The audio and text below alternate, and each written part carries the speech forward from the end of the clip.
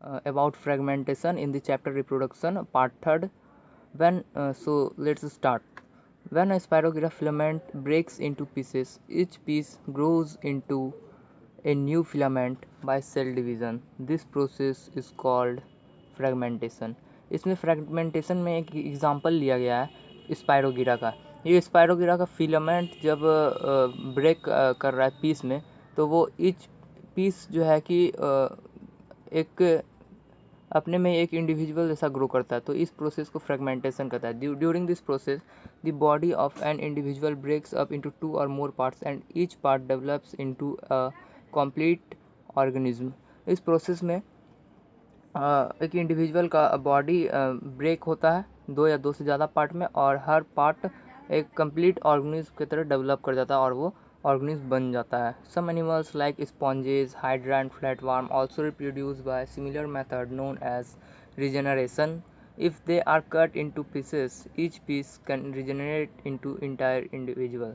कुछ ऐसे की एग्जांपल्स हैं हाइड्रा, फ्लैटवर्म, जिसका कि और एक नाम है प्लेनेरिया। ये सब रिजेनरेशन के प्रोसेस से रिप्रोडक्शन करते हैं, और ये इस सब ऑर्गेनिज्म को अगर काट दिया जाए तो ये फिर एक इंटायर ऑर्गेनिज्म में फिर से जनरेट हो जाएंगे। In complex organism all cells are not similar. इस कॉम्प्लेक्स ऑर्गेनिज्म में सभी सेल सिमिलर नहीं होता है। This cells are organized into tissues and tissues into organs. The different organs are placed at different position. If such an organism breaks off at any point, the broken part cannot into a complete organism with all organisms. इसमें बोला गया कि complex organism में cell जो है कि similar नहीं होता, और ये सब सेल और इसका जो टिश्यू होता है वो सब अलग अलग ऑर्गन के लिए अलग अलग फंक्शन होता है। ये सब का डेफिनिट पोजीशन होता है। तो इस सब ऑर्गेनिज्म में अगर हम लोग इसको कहीं से भी कट करते हैं तो वो फिर कट किया हुआ पार्ट जुड़ नहीं सकता है, फिर वो मतलब रीजनरेट नहीं कर सकता है। And let's come to the next form of reproduction, spore formation. Spores are asexual reproductive bodies enclosed in a thick walled structure called sporangium. Spores एक थिक वॉल्ड स्ट्रक्चर होता है जो कि स्पोरेंजियम एक मतलब प्रोटेक्टिव लेयर होता है, उसके अंदर में पाया जाता है। Which can tide over unfavourable condition such as extreme heat, dryness, acidity and so on. जो कि अनफेवरेबल कंडीशन में स्पोर्ट्स को अंदर में रखता है, जैसे कि अनफेवरेबल कंडीशन जैसे कि extreme heat, dryness, acidity and so on. Spore formation is a common method of asexual reproduction in many lower forms of life such as algae, bacteria and fungi. Spore formation जो है कि common है कुछ कुछ organism में, जैसे algae, bacteria and fungi, और ये सब लोअर फॉर्म्स है। लोअर ये सब का लाइफ थोड़ा सिंपल टाइप का है, इसलिए ये सब सेक्सुअल फॉर्मेशन के फॉर्म से रिप्रोडक्शन करता है। Under favourable conditions the spores are released by the breaking of thick wall of sporangium. जैसा कि मैंने आपको बताया था कि स्पोरेंजियम के अंदर में स्पोर्स पाया जाता है, तो जब फेवरेबल कंडीशंस आता है तो स्पोर्स जब वो स्पोरेंजियम जब थिक वॉल जब ब्रेक हो जाता है तब स्पोर्स रिलीज हो जाता है। The spores then germinate into new individuals in fungi. Sporangia burst and release spores. फिर उसके बाद इस स्पोर्स भी जर्मिनेट हो जाता है एक न्यू इंडिविजुअल में। जब स्पोर्स जब निकल जाता है स्पोरेंजियम से तो वो फिर से एक जर्मिनेट हो जाता है, जैसे कि फंगी में स्पोरेंजिया बर्स्ट करता है और रिलीज, जैसे कि स्पोर्स को रिलीज करता है, जैसे कि इसमें फिगर 6.4 में दिखाया गया है। 6.4 में ये बर्स्ट किया और इससे कुछ निकला है स्पोर्स, और ये कुछ दिन के बाद ये अपने में ही एक इंटायर बॉडी बन जाएगा। Organisms can overcome unfavorable conditions. Some fungi, example, Rhizopus and Mocha reproduce and by producing spores। और जो कि कोई और by this method जैसे कि फिर से पढ़ते हैं, by this method of asexual reproduction organisms can overcome unfavorable condition। Example, Rhizopus and Mocha reproduce by reproducing sports. कुछ कुछ जैसे कि ये सेक्सुअल रिप्रोडक्शन में ऑर्गेनिज्म को जो जब भी और अनफेवरेबल कंडीशन मिलता है तो ये प्रोड्यूस करता है, इस स्पोर्ट्स को प्रोड्यूस करके ये रिप्रोडक्शन करता है। Let's come to the next topic which is vegetative propagation in plant. The vegetative parts of a plant such as the root, stem, leaf, etc. can produce new plants. You must have seen gardeners taking cutting from the stem of a rose plant and planting them in the soil. कोई भी vegetative parts जैसे कि हो गया leaf हो गया, stem हो गया या फिर रूट्स हो गया, तो उससे जो है कि हम एक न्यू प्लांट्स को प्रोड्यूस कर सकते हैं.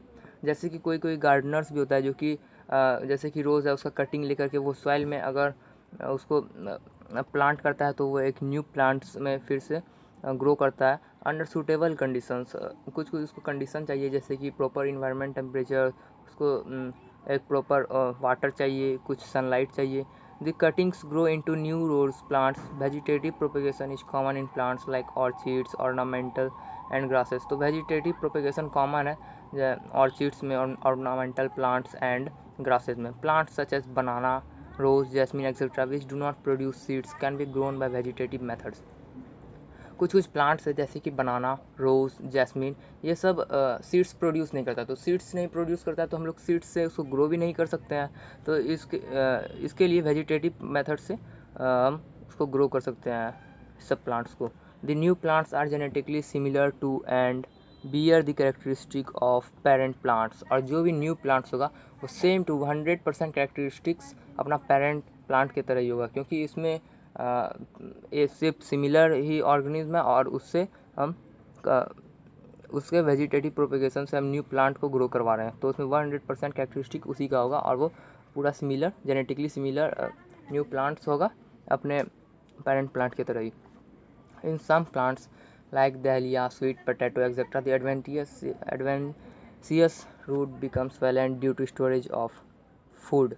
Adventitious buds are also present on them. When roots bearing such buds are planted in the soil, new plants are produced as vegetative program. कुछ प्लांट्स हैं जैसे कि दहलिया, स्वीट पोटैटो, ये सब का एडवेंसियस रूट होता है जो कि स्टोरेज ऑफ फूड होता है और उसमें स्वेलन हो जाता है और वो एडवेंसियस बर्ड्स प्रेजेंट होता है उसी में. तो उसका रूट्स को अगर हम काट करके फिर अगर उसको सॉइल में अगर प्लांट कर दें तो उससे भी एक प्लांट प्रोड्यूस हो सकता है. ये भी वेजिटेटिव प्रोपेगेशन का एक पार्ट है. Some plants produce subaerial stems which develop as lateral branches from mother plant and give rise to a new plant after getting detaches from the mother plant. For example, in runners such as grass, the stem grows along the surface of soil and produces roots which it touches the ground to give rise to a new plant.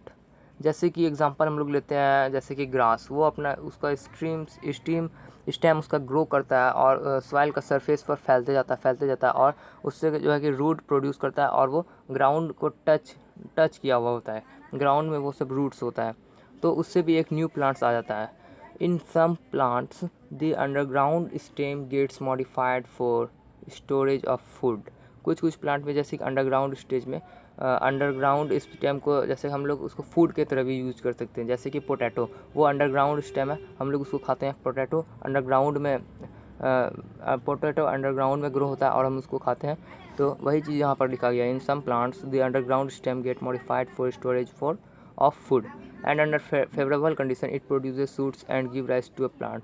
और favourable condition में इससे भी suits निकलता है और इसमें भी plant होता है. सच स्टेम्स इंक्लूड जैसे कि example rhizomes, tubers, bulbs and corns. Bulbs यहाँ पर ओनियन को बोला गया है और कॉर्न्स तो आपको पता ही होगा, मक्का.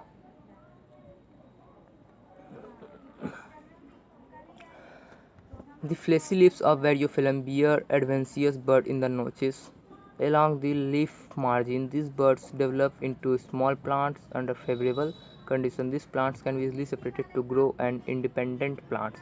कुछ कुछ फ्लेसी लीव्स होता है जैसे कि बैरियोफिलम, उसके लीव्स के किनारे में जो है कि छोटे छोटे एडवेंसियस बर्ड्स, जो भी बर्ड्स आते हैं उसको एडवेंसियस बर्ड्स कहा जाता है, वो सब निकल आते हैं उसके लीफ के मार्जिन पे, लीफ के किनारे में, और वो बर्ड डेवलप होते हैं स्मॉल प्लांट्स में जिसको कि प्लांटलेट्स होते हैं और फेवरेबल कंडीशन में वो टूट करके नीचे गिर जाते हैं और उससे एक न्यू प्लांट्स ग्रो होते हैं जो कि इंडिपेंडेंट प्लांट होता है. So let's come to the next topic of this chapter, artificial modes of vegetative propagation. इससे पहले हम लोग पढ़ रहे थे नेचुरल मेथड और आप पढ़ रहे हैं artificial mode of vegetative propagation. Farmers, gardeners and horticulturists have developed various artificial methods of propagations like grafting, layering, cutting, and tissue culture for growing plants in gardens and nurseries. जो farmers हैं, Gardner's हैं और horticulturist हैं, वो सब कुछ develop करते हैं आर्टिफिशियल मेथड से। जैसे कि वो लोग ग्राफ्टिंग करते हैं, लेयरिंग करते हैं, कटिंग करते हैं, टिश्यू कल्चर करते हैं कोई भी प्लांट को ग्रो करने के लिए।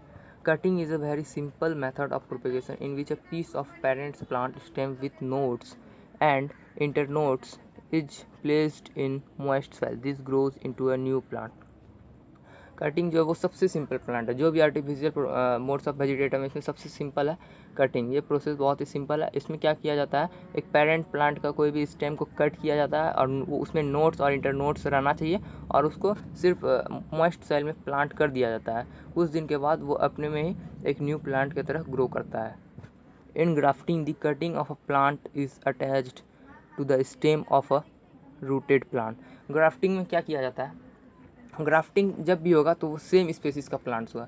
जैसे कि कोई भी मैंगो ट्री है, एक मैंगो ट्री लगा हुआ है, ठीक है, और हम दूसरे मैंगो ट्री से लाते हैं कोई भी उसका स्टेम काट करके, और उसका स्टेम को अगर उसका स्टेम का ज्वाइंट्स को काट करके अगर हम उसको जोड़ दें तो वो फिर से एक न्यू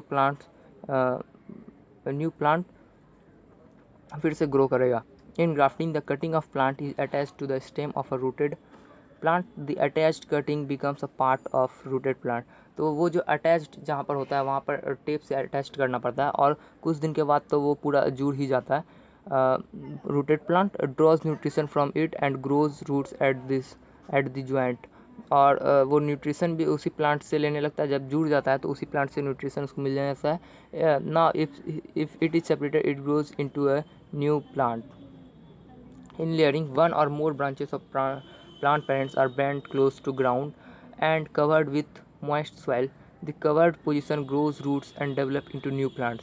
जैसे कि एक प्लांट है उसमें बहुत सारा स्टेम लगा हुआ है, तो एक उसमें क्या किया जाता है कि एक स्टेम को ले करके फिर से उस प्लांट के बगल में डिगिंग करके सॉइल को डिग करके उस ब्रांच को उसके अंदर में दे करके फिर उसके ऊपर मॉइस्ट सॉइल दे दिया जाता है।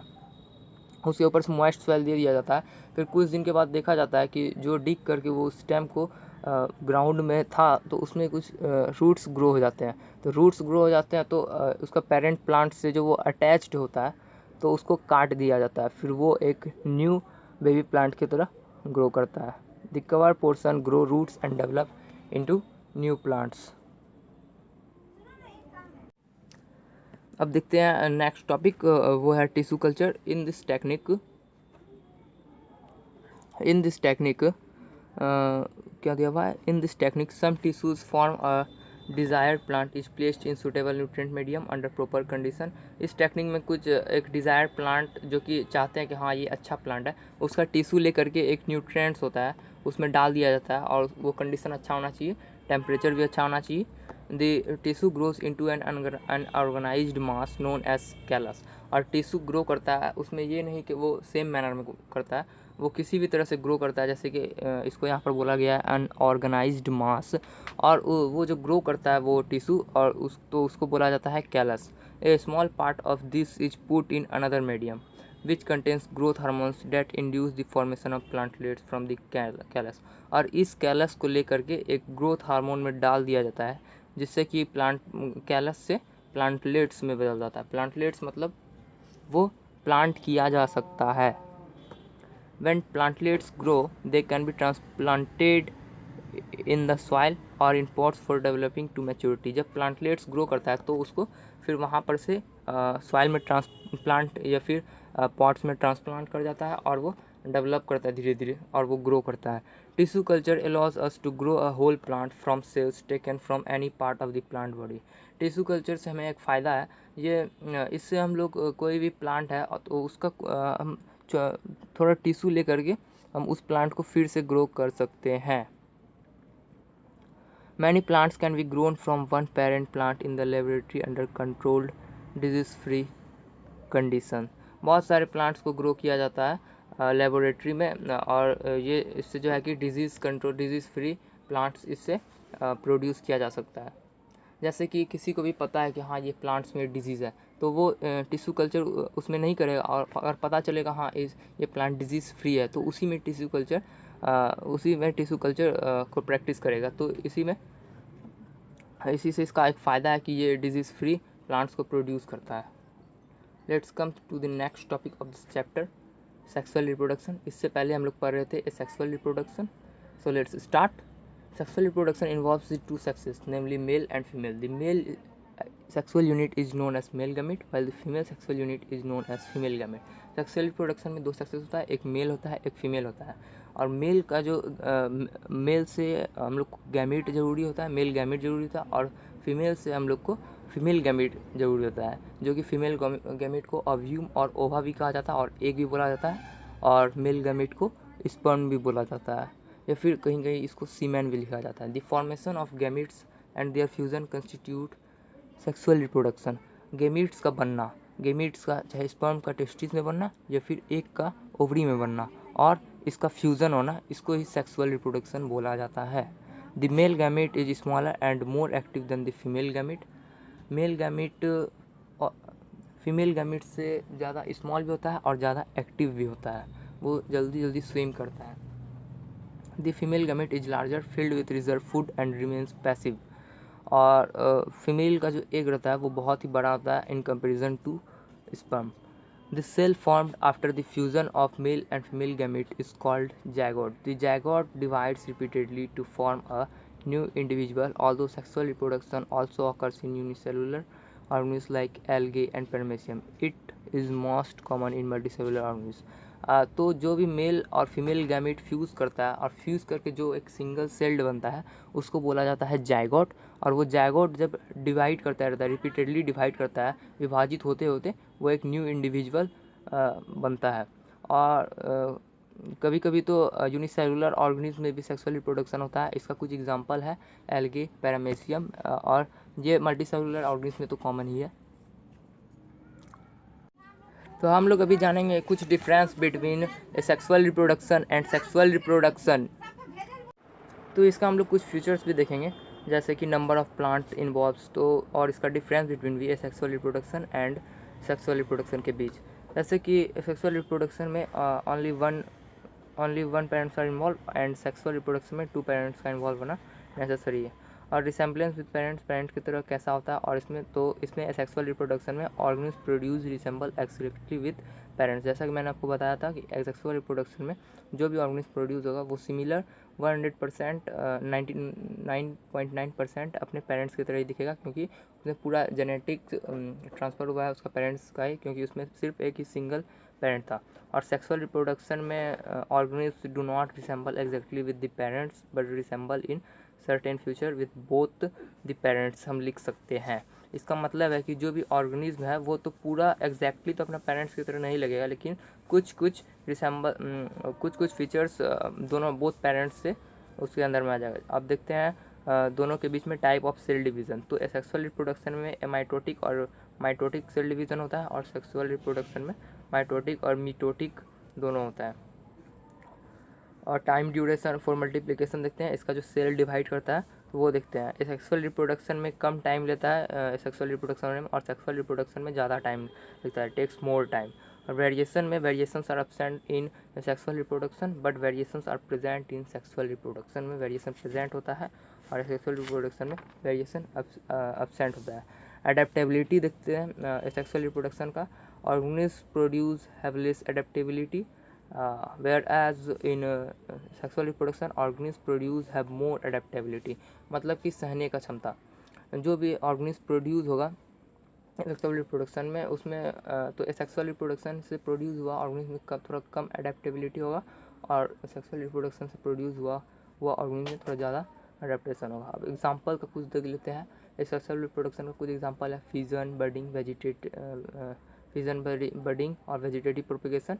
और सेक्सुअल रिप्रोडक्शन का जैसे कि जो ह्यूमन बींग्स और हायर प्लांट्स में होता है। तो अब नेक्स्ट टॉपिक पर आते हैं जो कि बुक में दिया हुआ है। जो बुक में है वो तो मैं आपको पढ़ाऊँगा ही, लेकिन और बुक से अलग भी टॉपिक मैं आपको पढ़ाऊँगा जो कि आपके लिए ज़रूरी है, आपको बोर्ड एग्जाम के लिए ज़रूरी है। Genetic basis and advantages of variation. Genetic basis और इसका एडवांटेजेस क्या है वेरिएशन में। You know that variation help in survival of species over time. जैसा कि मैंने आपको वीडियो के इंट्रोडक्शन में भी बताया था कि वेरिएशन ज़रूरी है कोई भी स्पीसीज़ के सर्वाइवल के लिए। During sexual reproduction cells divide and DNA replication takes place. Sexual reproduction जब होता है तो जायगोट जब फॉर्म होता है तो सेल पूरा एक जायगोट एक सिंगल सेल होता है और वो डिवाइड करता रहता है 1 से 2, 2 से 4, 4 से 6, 4 से 8, 8 से 16 ऐसे ऐसे, और उसमें डीएनए रिप्लिकेशन और डीएनए भी डिवाइड करते रहता है। तो डीएनए जो डिवाइड करता है इसको बोलता है DNA replication. At the time of replication some variation may occur but this variation does not usually cause any drastic changes. तो रेप्लिक्स जब भी डीएनए कॉपी होता है तो उसमें कुछ भी एरर होगा तो उसमें वेरिएशन आ ही जाएगा। जरूरी नहीं कॉपी करा तो हमेशा सेम ही डीएनए कॉपी होगा, उसमें थोड़ा ना थोड़ा एरर तो ज़रूर होगा। और इसका मतलब ये नहीं कि उसमें कुछ ड्रेस्टिक चेंजेस होगा, उसमें सम एरर होगा, थोड़ा बहुत ही एरर होगा। So in sexual reproduction offspring are more और less similar to the parent and variation is slow. तो सेक्सुअल रिप्रोडक्शन में ऑफस्प्रिंग ज़्यादा होता है सिमिलर अपना पेरेंट्स से, और उसमें वेरिएशन बहुत ही धीरे धीरे होता है। During sexual reproduction 2 types of gametes are form. Sexual reproduction में 2 टाइप का गैमीट्स फॉर्म होता है, एक मेल गैमीट्स जिसे एक स्पर्म बोला जाता है और एक फीमेल गैमीट जिसे एक ओव्यूम बोला जाता है और एग बोला जाता है। This leads to greater variation in the offspring. तो इसमें मेल और फीमेल दोनों कैरेक्टरिस्टिक्स जाता है ऑफस्प्रिंग में, तो इसलिए इसमें ज़्यादा वेरिएशन होता है। As the offspring get more variation it is more likely to adjust better environmental fluctuation, जैसा कि मैंने आपको इंट्रोडक्शन में ही बताया था। अगर ऑफस्प्रिंग में ज़्यादा वेरिएशन आया तो इसमें एक फ़ायदा होगा कि वो इन्वायरमेंट फ्लक्चुएसन को एडजस्ट कर पाएगा। So let's come to the next topic. Gametes contain half the usual number of chromosomes. Gametes में जितना नंबर ऑफ क्रोमोसोम होता है उसका मतलब जितना नंबर ऑफ क्रोमोसोम होता है हर सेल में, तो गेमिट्स में उसका हाफ होता है। During sexual reproduction combination of DNA from 2 parents would result in the offspring have twice the amount of DNA। इस लाइन को एक बार फिर से पढ़ रहे हैं। During sexual reproduction the combination of DNA from 2 parents would result in the offspring having twice the amount of DNA। To solve this problem, sexually reproducing individuals are special germ cells with only half the normal chromosome and therefore half the amount of DNA compared to the other cells of the body। अगर sexual reproduction में देखा जाए, अगर DNA तो sperm cells का DNA और ovum का DNA अगर उसमें अगर वो दोनों फ्यूज़ करके जायगोट बनाएगा तो डीएनए जितना एक सेल में होता है तो उसमें डबल हो जाएगा, क्योंकि एक मेल से आ जाएगा, एक मेल से डीएनए आ जाएगा और फीमेल से, तो दोनों में तो डबल हो जाएगा। तो इस प्रॉब्लम को सॉल्व करने के लिए ह्यूमन बॉडी में स्पेशल जर्म सेल्स है जिसमें कि half number of gametes, half number of DNA chromosome होता है and half the amount of DNA भी होता है as compare to other cells of the body. When such germ cells form two individuals unite during sexual reproduction the normal chromosome number of and DNA content are restored। तो इससे क्या होता है कि जब सेक्सुअल रिप्रोडक्शन होता है उसमें जायगोट बनता है तो half number of chromosome sperm cell से आता है मेल से और हाफ नंबर ऑफ क्रोमोसोम आता है फीमेल से ओव्यूम के द्वारा। तो इससे जो है कि नॉर्मल नंबर ऑफ क्रोमोसोम हो जाता है और डीएनए भी कंटेंट आर रिस्टोर्ड, डीएनए भी नॉर्मल होता है।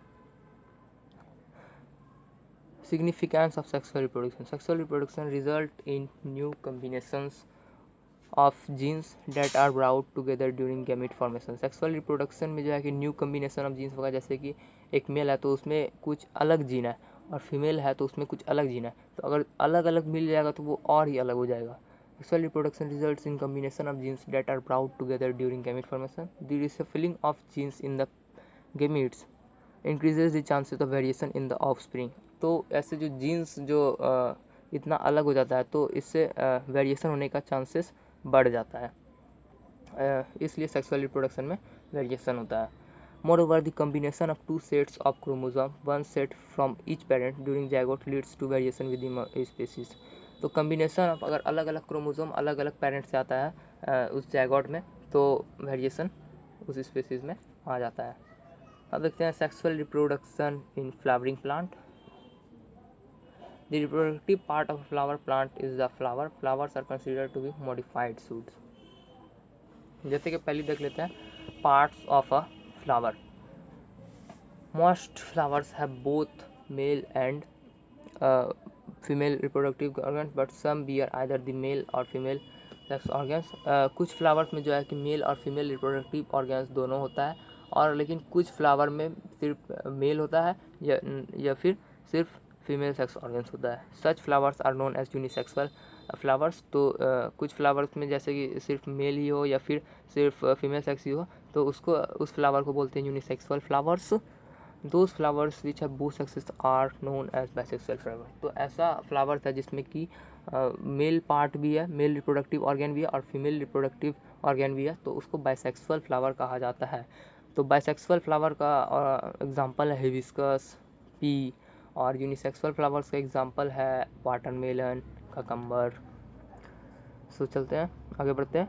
ए flower generally bears a long or short axis. This axis has two parts, the stalk of the flower called pedicle and the swollen top called thalamus. Swollen top called thalamus. The parts of flower are arranged on the thalamus. तो जैसा कि आप देख रहे हैं कि इसका सबसे नीचे में है पेडिकल और उसके बाद जो ऊपर में है वह है थैलेमस। तो इसमें जो भी पार्ट्स है प्लांट्स का इसमें लिखा हुआ है कि वो थैलेमस के पास अरेंजेड होता है। जहाँ पर यहाँ पर थैलेमस है तो यहीं पर प्लांट्स का रिप्रोडक्टिव पार्ट सब अरेंज, जैसे कि आप देख रहे हैं ओव्यूल है, ओवरी है, सेपल्स है। ए typical flower consist of 4 sets of flower plant और रोल्स। जैसे कि एक फ्लावर में 4 टाइप्स का उसका पार्ट्स होता है। कैलिक्स जिसको कि सेपल्स भी बोला जाता है, कोरोला जिसको कि पेटल्स भी बोला जाता है, और ये लीव्स होता है, कोरोला पेटल्स ये लीव्स होता है। Androecium stamen male reproductive organ and gynoecium carpels female reproductive organ. Calyx and corolla are not directly involve in reproduction. Calyx और कोरोला का रिप्रोडक्शन में कोई काम नहीं है, ये इसको नॉन इसेंशियल ऑर्गन्स भी बोला जाता है। Androecium and gynoecium are directly concern with sexual reproduction, और एंड्रोसियम और जिनोसियम मिलकर ही सेक्सुअल रिप्रोडक्शन करते हैं। The androecium is the male part of the flower and consist of stamen. जैसा कि मैंने आपको अभी तुरंत बताया कि एंड्रोसियम में जो है कि एंड्रोसियम मेल पार्ट होता है फ्लावर का और उसमें स्टेमन होता है, और जिनोसियम जिसको कि पिस्टिल भी बोला जाता है उसमें कार्पेल्स होता है, और कार्पेल्स फीमेल रिप्रोडक्टिव पार्ट है, जैसे कि इसमें दिखा रहा है इस फिगर में जिनोसियम। आगे बढ़ते हैं। So let's come to the topic as plant parts. Calyx is outermost. It consists of sepals. The sepals are usually green, but sometimes they may be colored. Calyx protects the floral rolls in the bud stage. जैसे कि कोई भी flower है तो उसके नीचे में कुछ ग्रीन कलर का होता है, जो उसका नीचे से जो हम पकड़ के तोड़ते हैं तो उसका थोड़ा ऊपर में ग्रीन कलर का होता है, और वो जो है प्रोटेक्ट करता है उसका जब बर्ड स्टेज में होता है, जब फ्लावर ग्रो ही करने वाला होता है तो उसमें कैलिक्स उसको प्रोटेक्ट करता है।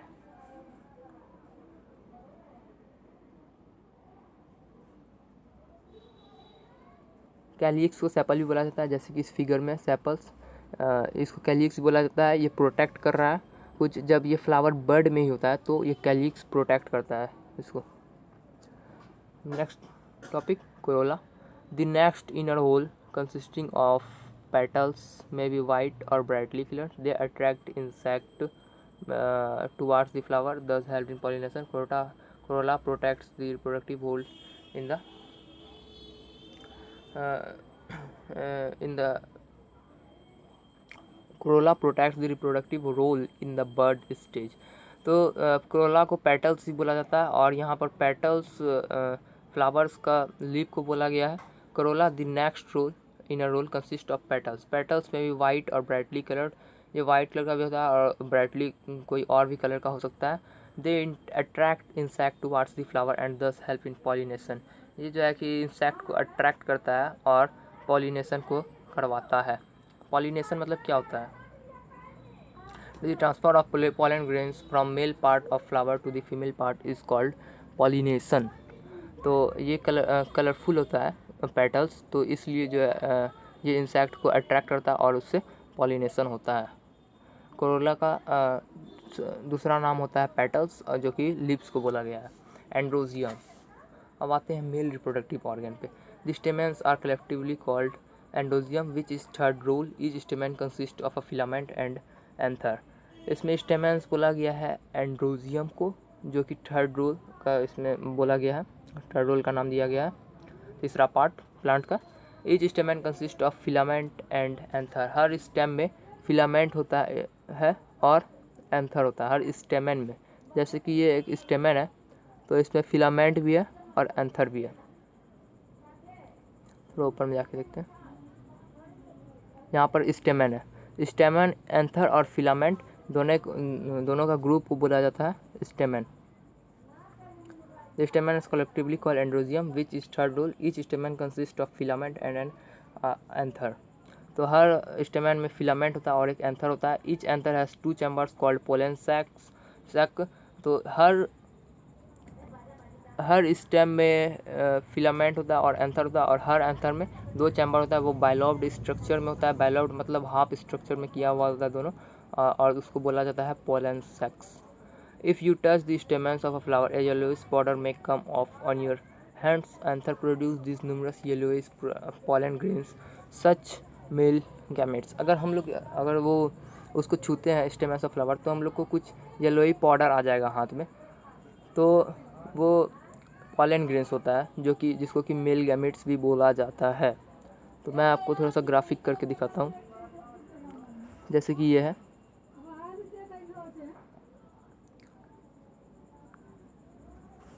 जैसे कि ये देख रहे हैं आप, यह यहीं पर प्रोड्यूस होता है पॉलन ग्रेन्स।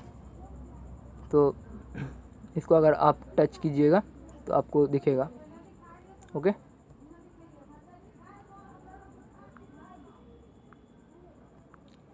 चलते हैं नेक्स्ट टॉपिक पर।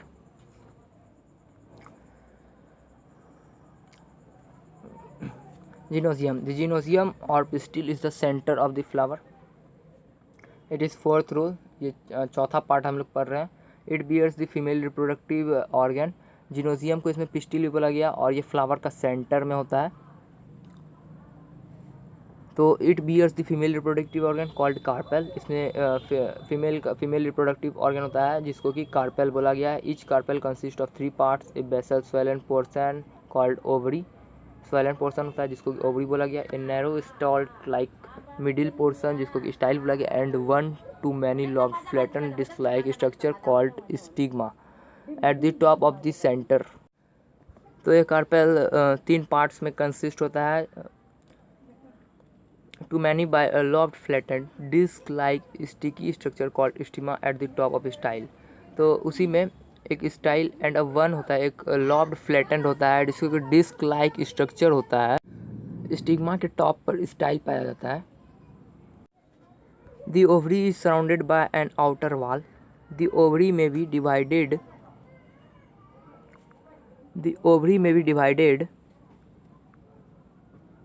into chambers. The chambers contain ovules. Each ovule has an egg. Ovary में एक आउटर वॉल होता है और दी ओवरी जो है कि अलग अलग चैम्बर्स में डिवाइडेड किया हुआ, और वो चैम्बर्स में एक ओव्यूल होता है जो कि ओव्यूल में एग सेल प्रेजेंट होता है।